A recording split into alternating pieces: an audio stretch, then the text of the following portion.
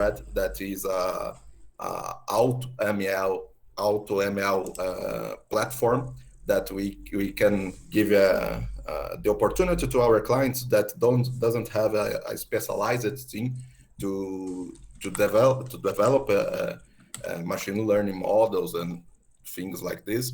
And we have a data check that is our platform to fraud analysis, so uh, you can verify photos and things like this to say if it's original document and if the information is correct. And we have our consulting team. A big part of your audience today is people from our consulting team, that we understand the problems that our clients had, and we try to solve. So in our consulting team, we normally we will work together with our clients, understand the problems, and think of the solutions, and in all the process, since the, the data manipulation and things like this, the data, construction of a data lake, things like this, to the other point that is using our models in real problems. Today, in the audience, we will have our data science team and the tech unit. We have a broad background, so you will find in our audience a lot of engineers, some computer scientists, mathematicians, physicians, statisticians, one biologist, and one veterinarian. So we are really happy to to listen now what you have to talk, and to understand what your package do and the things that you construct with your package. So I think that it's a brief introduction of our company, and feel free to start your talk and make your presentation. I will stop to share my screen. Yeah, thank you. That was great. That was great. Perfect. Just just a second. Let me share my screen. Is it audible? Is it audible? Is it audible? Yeah, Yes, we can yeah, hear you. Yes, we can hear you yeah, fine. yeah.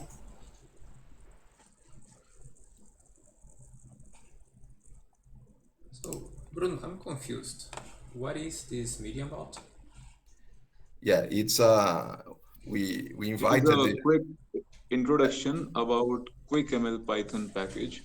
So it won't be about how to use, because how to use you can find on the website. This would be majorly about what is the ideology behind and how you can benefit from using QuickML rather than any alternative like PyTorch, PyTorch Lightning, or TensorFlow. It is built on top of TensorFlow. So yeah, so you will just find and explore how it does benefit you.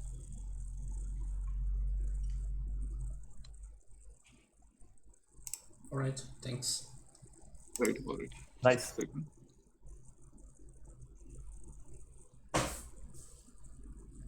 So let us begin, ladies and gentlemen. This is the presentation for QuickML Python package. Now, what was the idea for QuickML Python package? I have been into computer vision for quite a significant time, and I realized that there is no easy prototyping method for computer vision modeling or data construction or various other factors. There's data construction, there's something, there's like modeling, there's hyperparameter tuning. So at the end of the day, if I have to conduct any experiment, it would consume my entire day and I would be done with only one model training or two model trainings. And maximum I would be with three or four. And that is the case when I'm completely into it. And that is usually not possible.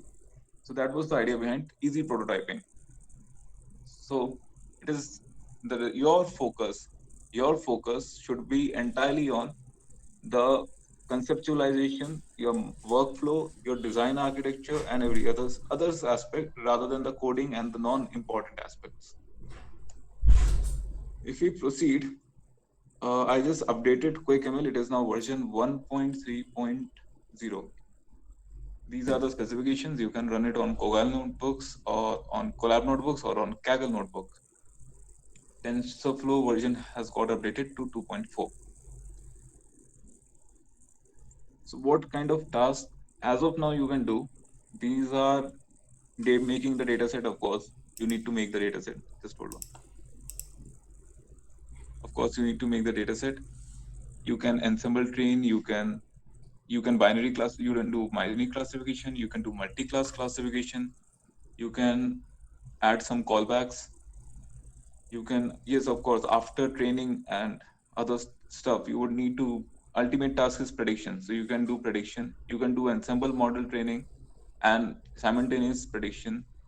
There is a data augmentation part, which which outperforms the Keras library.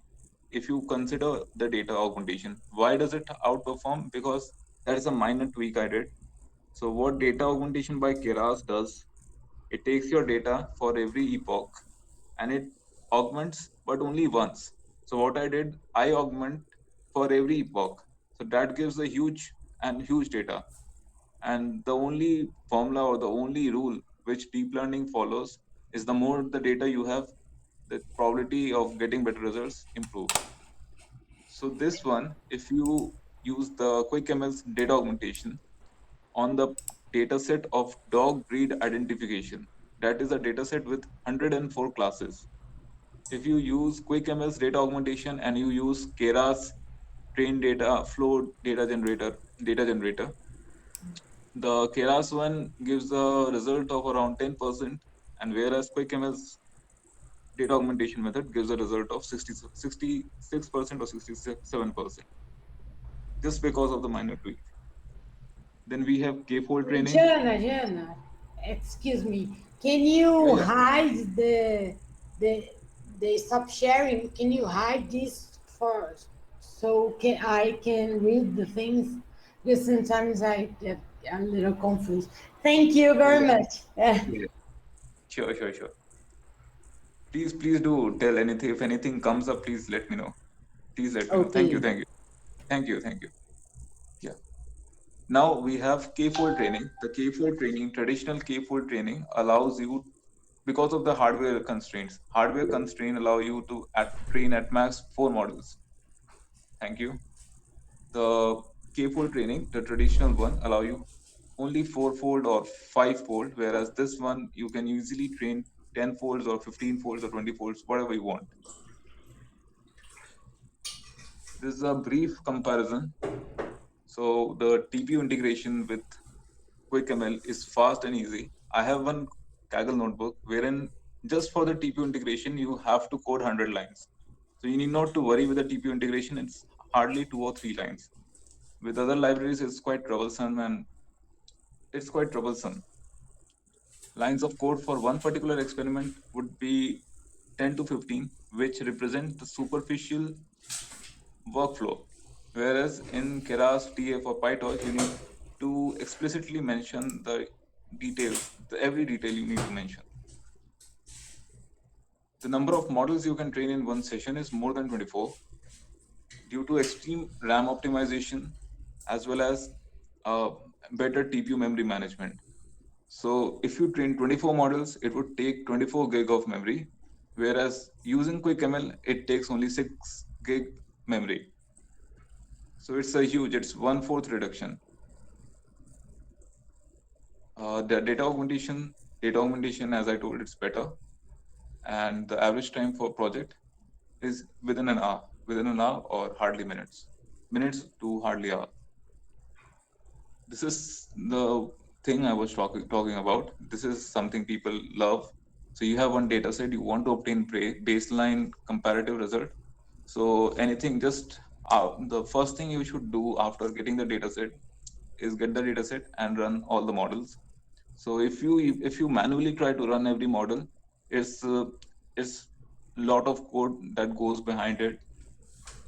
And I can bet that if you try to manually code VGG19, VGG16, exception, DenseNet, in a day you would be hardly able to do 1, 2, or 3 model training. With the help of QuickML, you can easily obtain this result of 24 models. The page couldn't fit it. Of 24 models within an hour and 30 minutes. This one shows the latest accuracy. This one shows the average of last 3 accuracies. This one shows the latest validation accuracy. This one shows the latest average of the last 3 validation accuracy. So by observing the table, you can straight away reject the first 2. You can take this for consideration. It has good score. You might take this for consideration, or you might love to train it for a little bit more with more data. This one is simply the case of overfitting. You would simply reject this. This is so is this, so is this. This is just an empirical advice of how. Are you able to see the screen? Yes. Yes. The values, right? You can see the values. Yes, I can read it. Great. So you can see FNets are performing great. Here, DenseNet 201 started to perform good. So the validation top 3, which is the average of last 3 validation accuracy, was 0.75, but the latest validation accuracy was 0.90. So we can comment that the model started to improve. It might require further training, or if we train it further, it might also cause breaking of the gradient values. So it is just an experiment and a crude analysis. So this is one of the best part and my favorite part. When you call this top 1 and top 3, is it considering the K-fold training?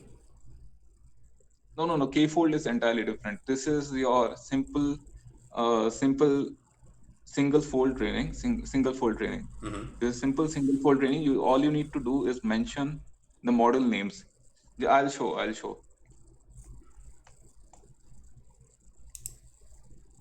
So as of now, you can do these many things, but I would say QuickML of whatever it is as of now. The last update I did was back in September or October, and except of minor changes, but the major changes which have to be done are on this website. You can visit the official website. I have not purchased the domain yet. I'll do it soon. So here is the upcoming features. So I'm planning to support the imbalanced data sets. This is quite a trouble for image classification problems. So if it is done, I think many people would start appreciating this aspect as well. Model compression is used for your deployment purposes, and the TF records. So let's get back into the presentation. Where were we? So this is the outline of what QuickML supports. You can make data set, as I showed before. You can do binary classification, multi-class. You can do callbacks. You can obtain predictions, which obviously you would love to. You can do ensemble learning. You can do data augmentation, and you can do K-fold training. Limitations is TF records data set, which is being supported by QuickML, is not customizable, or it is generic. So it's not generic. So what do I mean? I mean,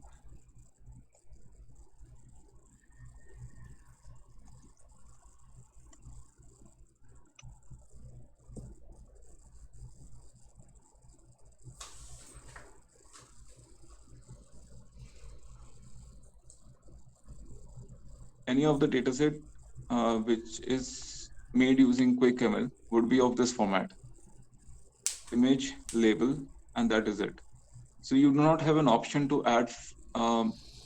These are the only things which are usually required for classification: the image and its label, the image and the label. However, people prefer adding more features. So if you want to add some generic features, that cannot be done as of now, but will soon be introduced. The other thing which cannot be done is the object detection or the segmentation task, but which is quite easy, which is quite simple. Just it's a matter of time. And now the important and the another aspect, which is the limitation, is the mixed precision XLA. What it does TPU. You know what TPU does? It speeds up your training compared to GPU.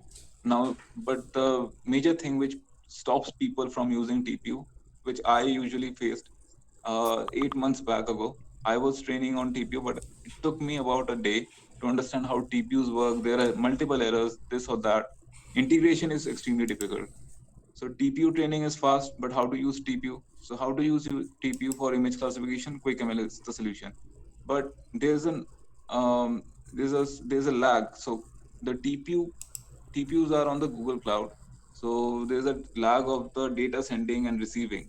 So mixed precision and XLA, they do not simplify that part, but they simplify the linear algebra part.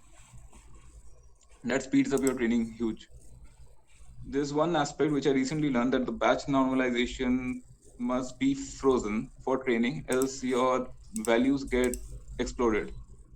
The training values get exploded. So this has to be included. The label smoothing has to be included. Test time augmentation has to be included. State of the art augmentation. State of the art augmentations are the ones like snap mix, cut mix.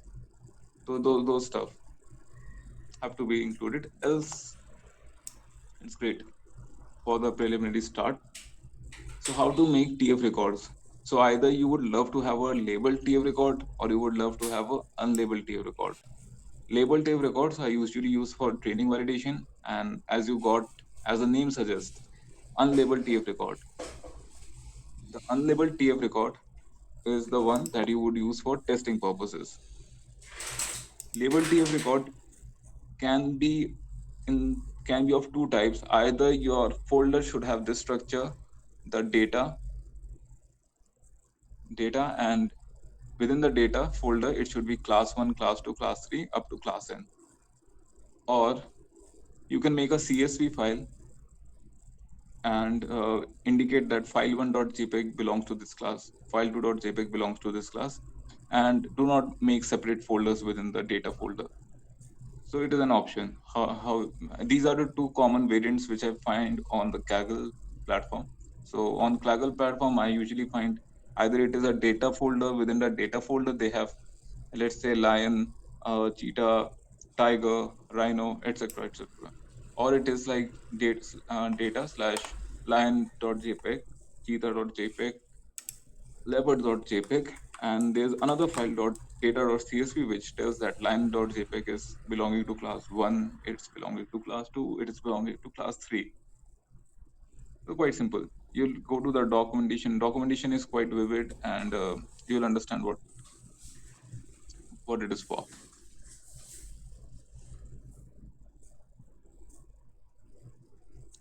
So this is these slides are available on the website. If you want to visit the website, these are the slides. You can find the slides over here. The slides are quite interesting and simple and easy to read. What it does, it simplifies the workflow. So if you want to make TF records dataset, what do you need to do? First, you need to install. So first step would be same for everybody. Would be for any step you do, pip install the QuickML package. Next, it would be get your raw dataset. Then what kind of dataset are you dealing with? Decide the distribution to be generated and get the dataset done. Let me show you the dataset making. Do you want to learn how to make a dataset, or would you be more interested in learning how to perform a classification? Because dataset making and every stuff is there on the website. Go to work You examples. could perform a classification, would be interesting. Yeah, I also have the same opinion. If you want to learn how to make datasets, you can go to the work example section. You will learn how to make datasets. These are 30-minute videos which go in entire depth. And rest of the videos will be added by the end of February. Hope so. Great.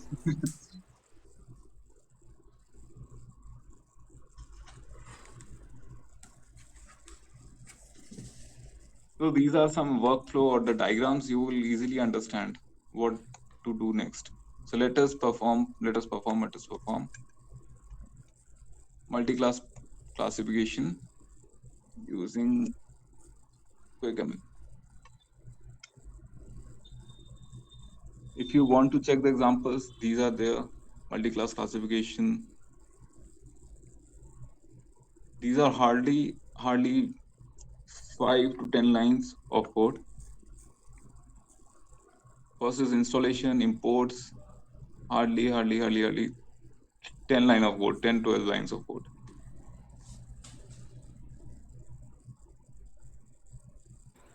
We can get all these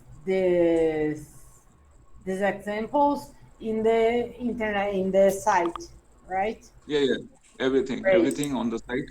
Video might not be there, but notebook is always there. Okay, great. All right. And if anything is coming soon, it will be mentioned over here: custom model making, model compression, data balance, and other stuffs which are upcoming features is there here. Upcoming features. And documentation is Vivid documentation. Just copy and paste. I've ensured that it is a copy paste structure.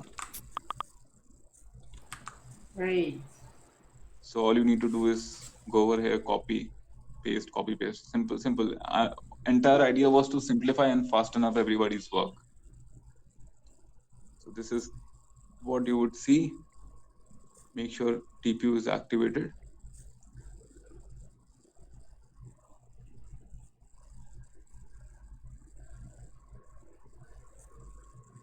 First step would be installing QuickML.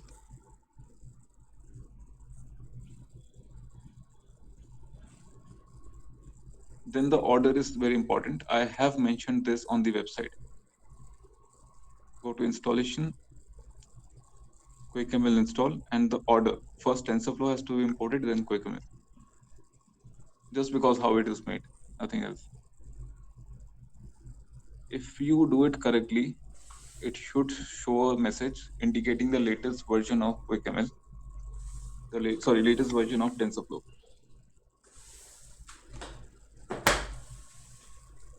So what are we doing? Yeah, we are here. Get QuickML by pip install and import. So we got the QuickML pip install and we did the necessary import. Now what does it say? It says define the TPU strategy and the TPU instance. If I want to define the TPU strategy and TPU instance, I would go to documentation and begin working with TPU. So it is the ultimate line which has to be there for TPU. Simple copy and paste it over here.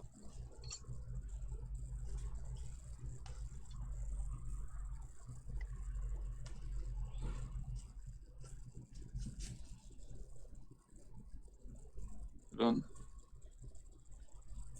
To get the TPU strategy, the define TPU strategy, as it says, define the TPU strategy. This is the line.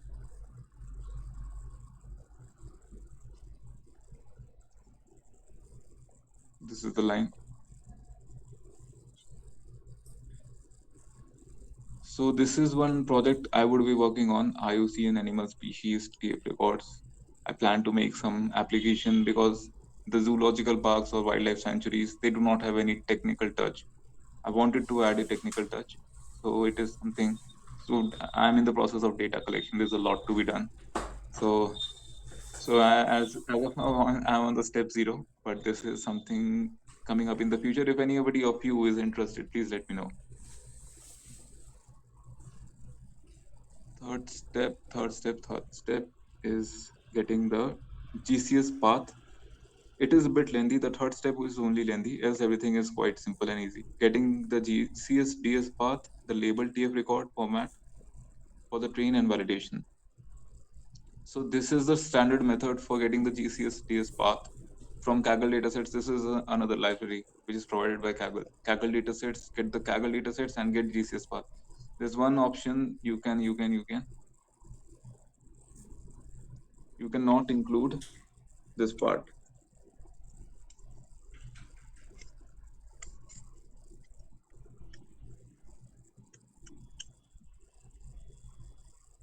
These are the common mistakes which I'm pointing you out. So it would work, but if I add another dataset to this, it would not work. Let's say if I add this cats and dogs dataset. If I add cats and dogs dataset, it would not work because it does not know which one to point. So make sure it is a common practice. Make sure and make it a habit. If you use GCSDS path, specify the full name. That is a better practice. Now your TPU is pointing to this. Now whatever you do next, we'll get to it. Now these are factors which are the hyperparameters, the epoch and the batch size. Epoch, just for quicker implementation, I'm taking it as 5. You can increase it, you can decrease it. Increasing epoch sometimes causes gradient explosion. Sometimes decreasing causes minimal training. So you need to just figure it out. Batch size is recommended to be minimum 128. So what is the strategy? Number of replicas in sync. What is replicas in sync? TPUs has 8 replicas in sync. TPUs has 8 cores. So what it would be 16 into 8 equals to 128. This is the bare minimum. This is the bare minimum. I would say, I mean, you can at least do it 32 into something. At least do it 32 into the, yeah, sure. What is it?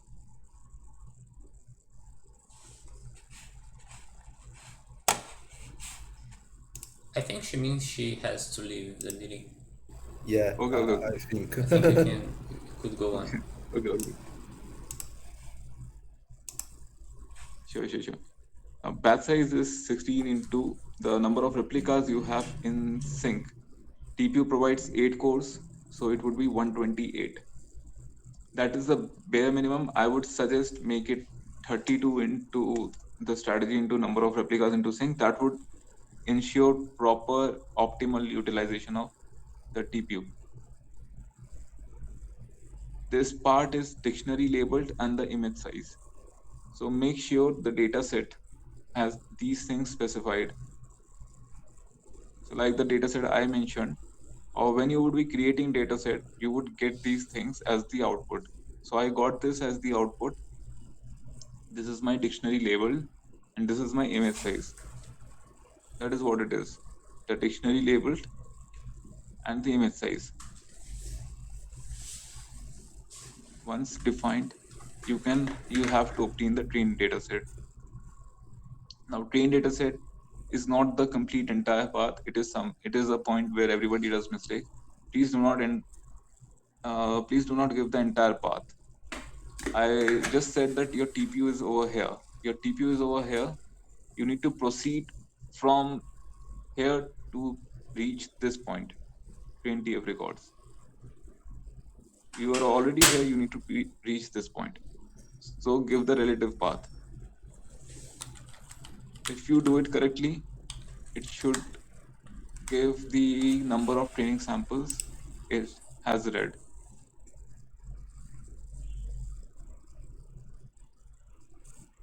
Yes, it did correctly, and it shows the number of training samples it has. Batch size, steps per epoch, the number of training samples you have divided by batch size. That is it.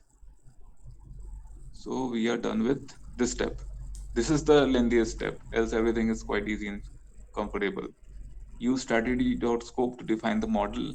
To define the model, you will have to go to documentation. Create models quickly is for single model. Models training report is for multi-model.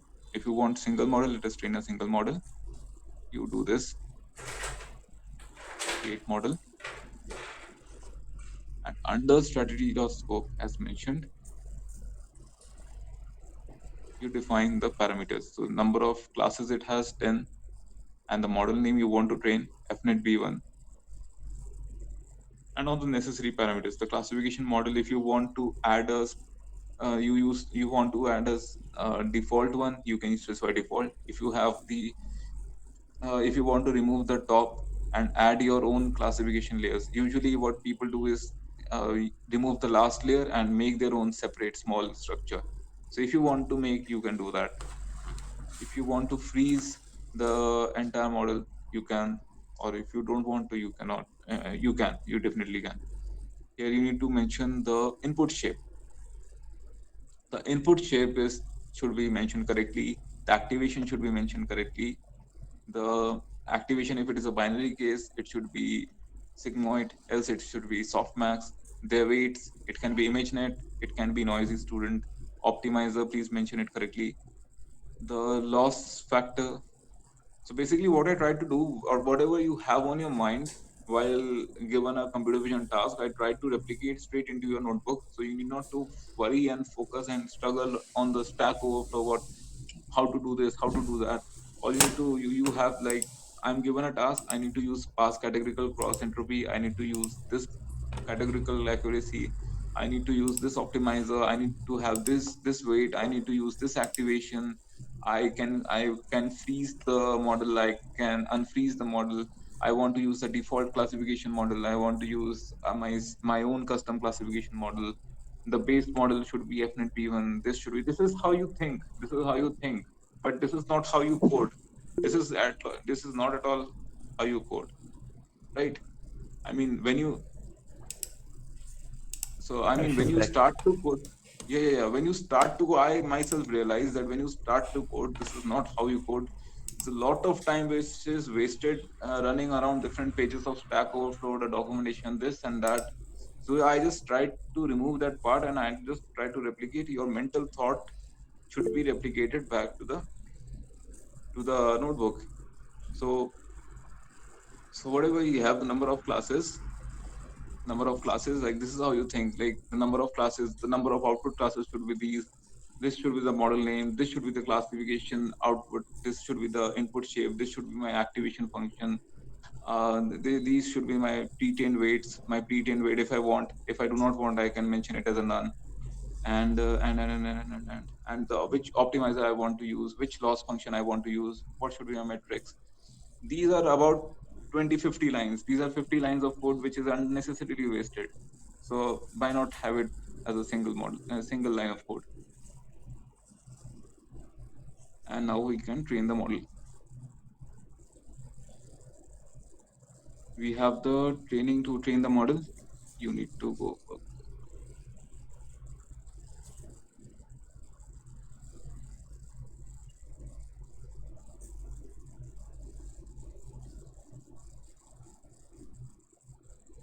So model training is quite simple. It's quite similar to the one you use on TensorFlow or the Keras. You need to have your training data set, which we obtained above. Here, you need to mention the number of epochs. You need to mention the batch size. You need to mention the steps per epoch. I have not used validation data set because the data set is in making. But one thing is for sure: if your data is not performing, if your model is not performing good on the training data, so definitely there's no point of wasting data in the form of validation data set.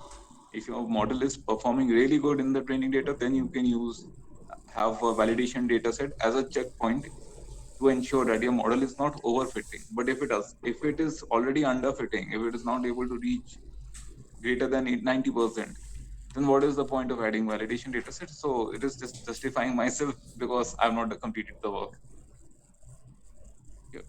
So let us begin model fitting. So the first epoch, it would take some time, but because it takes time to connect from here to the TPUs at the Google Cloud, else everything is super fast.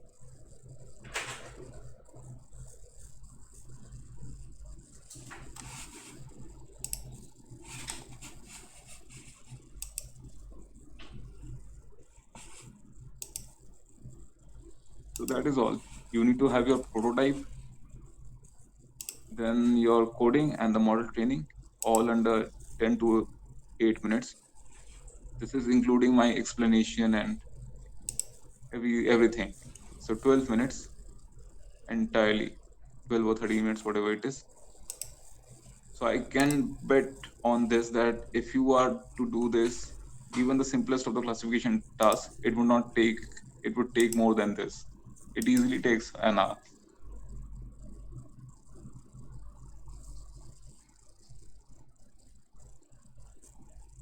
So this was a quick.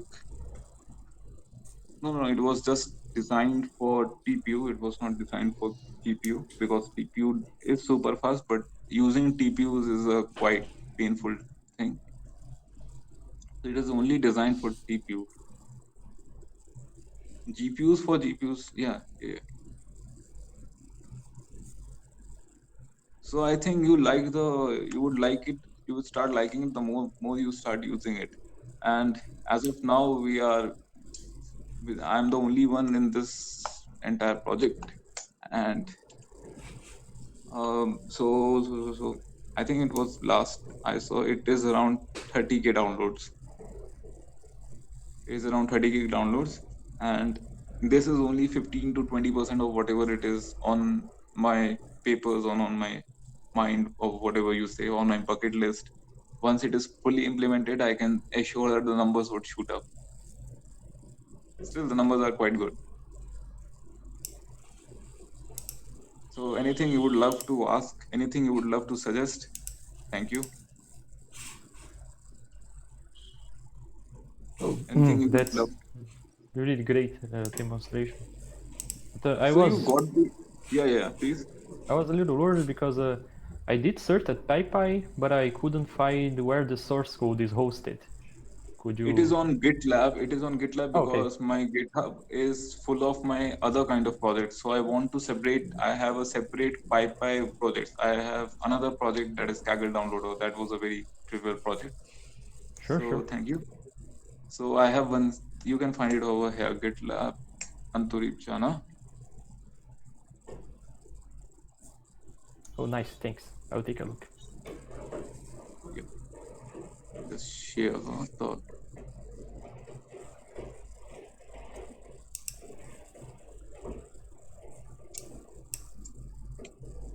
Okay. Thank you for the presentation. It was really good. Someone has questions to Anturip. More questions. Yeah. Sure.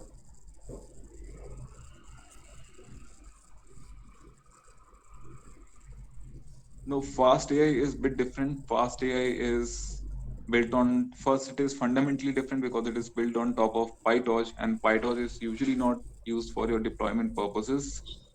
And secondly, it does not, Fast AI does not support TF records. What TF records does, it is a binary serialized data.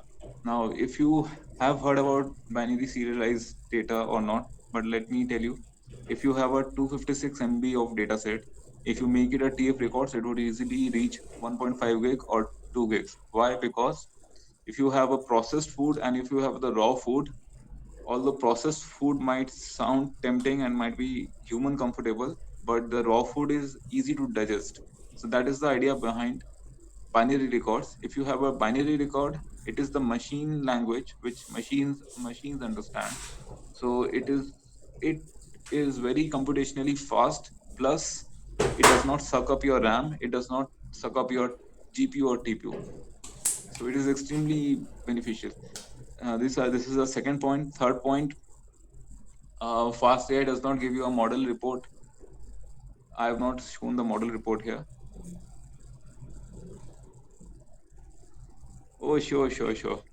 So, so as you might have got what kind of stuff I do, I am a data scientist, and majorly my bias lies towards computer vision. But I know a little bit about NLP, and I know a lot about data analysis as well. So computer vision and data analysis is my favorite, but NLP is something I did way before. Now NLP is spoiled by the transformers. So completely a transfer learning it is.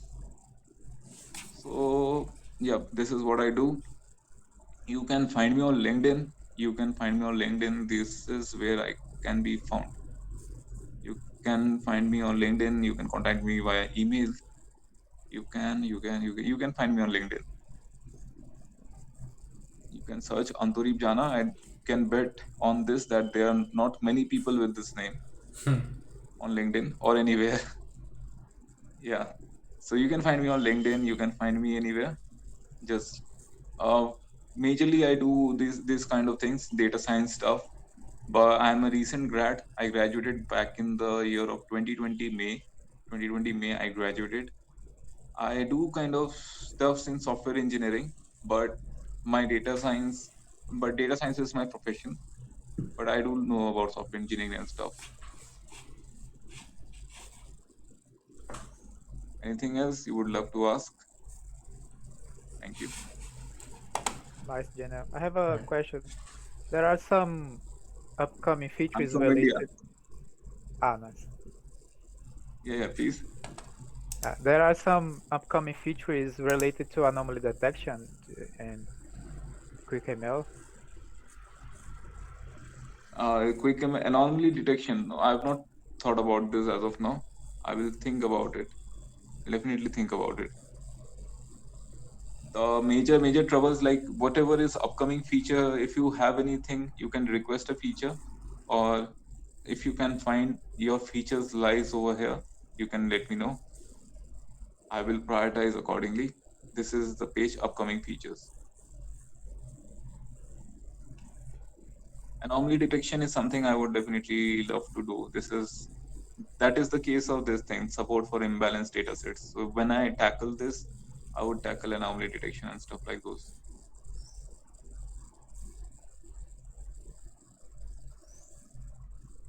Anything else? How was it? How was it? Like, what did you get on a superficial level? I know it is like 30-40 minutes is not sufficient to explain such a huge project which took months, but on a superficial level, how was it? So, I'm impressed by the tool. So I understood that you had this problem that in order to put machine learning to work, you really have to select a bunch of pieces together, right? It would usually take Yes, you yes, yes. hundreds of line in order to train and fit and validate and do k-fold training. And what you did was to put all of that into a framework that you can call in a single line. So Yes, yes, yes. you build a framework that allows, once you understand the framework, of course, and knows all the parameters, you could experiment with a variety of models in a single call. Yes, yes, yes, yes, yes, yes, yes. Majorly, my idea was to save the experimentation time as well as save the coding time, so that whatever you have on your mind whenever you get a task. So I get a data set. I have this on my mind. Like I would be using this model first, then I would be tuning these many hyperparameters. These would be the things. Mm-hmm. So that was the main idea. So just to replicate the mental thought straight into your notebook. That was the idea, and that was the intention. So And whatever it is as of now, the project is only 20% of what it has to be. The segmentation stuff has to be added. It is mentioned over. I did not mention it here. It is mentioned in the webs, in the so, PPTs. and Tarek, if you could maybe share some of your experience with it, what was the most interesting problem you were able to solve by applying this tool? Yeah, so majority of the stuff is absolutely new. So PPUs is extremely new in the market. Plus, there's not enough resources. The RAM thing, it took me about 3 days to figure out the RAM thing, and multiple nightless, sleepless, not nightless, the sleepless nights with TPU experimentation. So how to figure out? I mean, RAM memory shoots up if you start using more than 5 models. The moment you use 5 models, it would be 18 gigs or 16 gigs of RAM memory. So figuring out that it was quite troublesome. There are Right. many tweaks which are not there on the internet. So even Stack Overflow has answers, so those answers would be incorrect. Right. So there's maximum optimization behind the scenes. And what are Though you? optimization was very tough, because if it is a sklearn like the PyCaret stuff, PyCaret does not have memory constraints. If you start using VGG, if you start using ResNet, these are heaviest of the models. VGG is 500 MBs. This is about 1 gig. This is 700 MB. So these stuff are like this is only the download which takes up 700 or 600 MB. after training, the entire things goes to 3 gigs, one per model. So reducing that to 1/4, over 1/4 compression, that was one of the challenging tasks. Yes, it is built on top of TensorFlow for optimization. Yes, there are multiple purposes built on top of TensorFlow for the purpose of easy deployment, because TensorFlow supports easy deployment on cloud and other stuff. And yes, TPU integration with TensorFlow is better as compared to PyTorch. All right. And I was going to ask, so do you offer QuickML as an open source library currently? Or is there, Yeah, is it a as of product now, you it is sell? It's a, completely open source. okay. Yeah, it's on GitLab. Nice. You can decode it now. And it seems so you're looking for contributors and also for users. Is that right? I would love to have contributors. Uh-huh. I would love to have contributors. I'm also looking for users. So if you are a user, you would become a contributor if you really like it. You cannot directly become a contributor unless and until you are a user. Mm-hmm. All right. Yes. I really So like once the you use- presentation. You asked for feedback. I think selling QuickML as a set of same defaults, like what I wrote in the comments, could attract more people, because, as you say, the configuring stuff for working in TPUs is not very well documented. So some people who are experimenting will probably have the same issues as you, and maybe they'll do a Google query, I don't know, and they'll probably find your project easily, because if you market it as a set of defaults that work and that are good for experimentation, this is because the idea is interesting, and Yes. from what you showed us, I think it's really good for experimenting. Yeah, thank you. I loved it. That is the main purpose. That is what I wanted. Experimentation should be super easy and super fast. And all you should do is focus your knowledge, not on your unnecessary training and other stuff. Mm-hmm. Thank you. Yeah, I'll do that, definitely. I think that is how I marketed it. I wanted to, the first line is speed up your deep learning experimentation workflow by 30 times. That is the main line. My marketers would be you people only. So I'm the only one as of now who is with this, associated with this. Fortunately, I found Chris on LinkedIn and we had a conversation. He was the one who asked me to join you fine people. And I had the opportunity to join you people. So anything else you would love to add?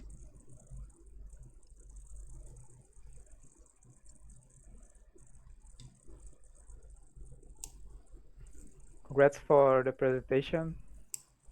Yeah. And Thank you. So anything else? Okay. I think let's wrap up. Everyone, let's give Anton Rip a hand. It was a great presentation. He has a great tool.